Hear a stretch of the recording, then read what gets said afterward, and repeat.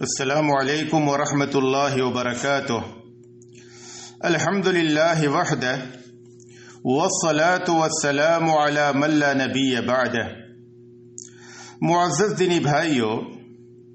یہ عید الاضحیٰ کے چند ایام باقی ہیں اور بیشتر بھائیوں کی جانب سے بار بار یہ سوال آ رہا ہے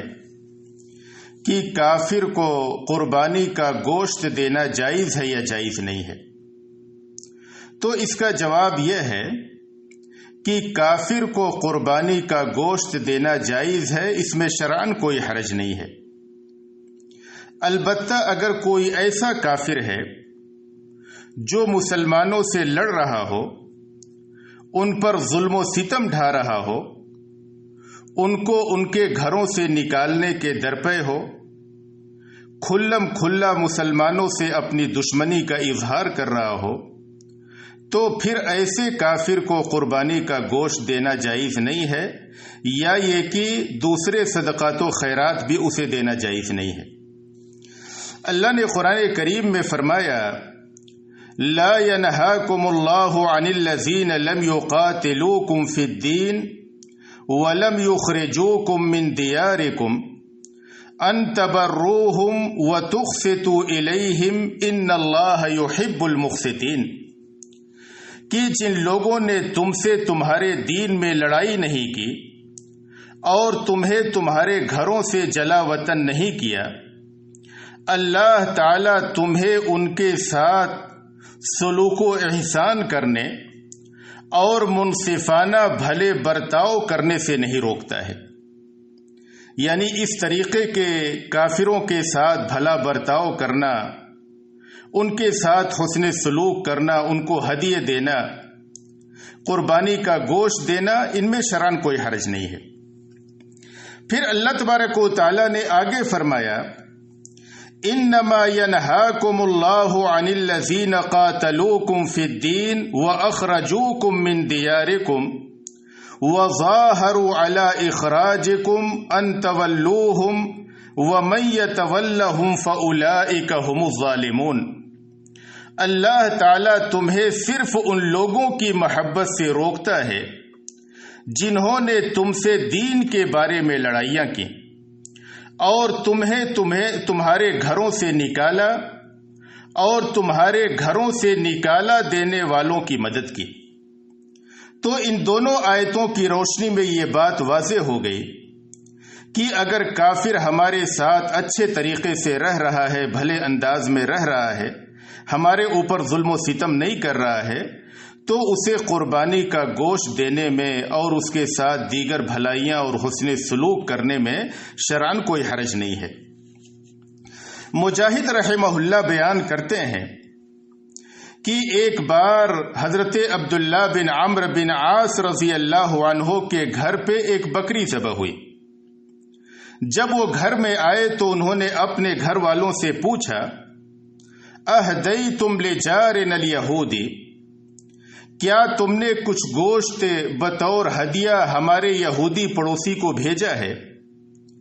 اس کے بعد وہ کہنے لگے کہ میں نے نبی اکرم صلی اللہ علیہ وسلم کو فرماتے ہوئے سنا ہے،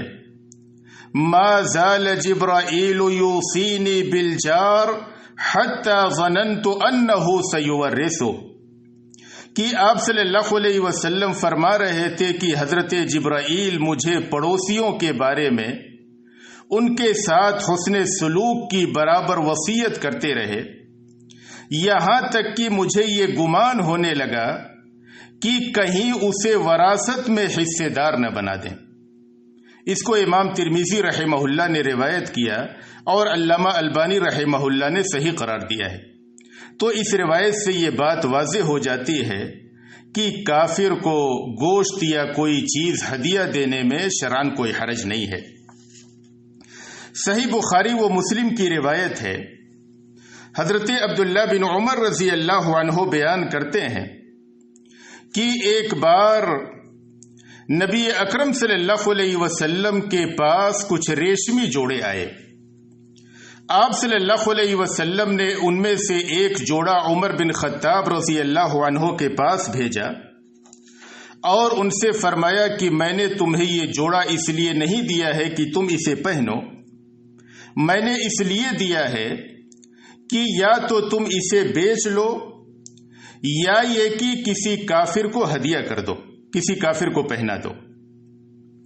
حضرت عمر بن خطاب رضی اللہ عنہ نے مکہ میں ایک شخص کے گھر اسے بھیج دیا، وہ شخص ابھی مسلمان نہیں ہوا تھا۔ امام نووی رحمہ اللہ اس حدیث کی شرح میں لکھتے ہیں کہ اس حدیث سے پتہ چلتا ہے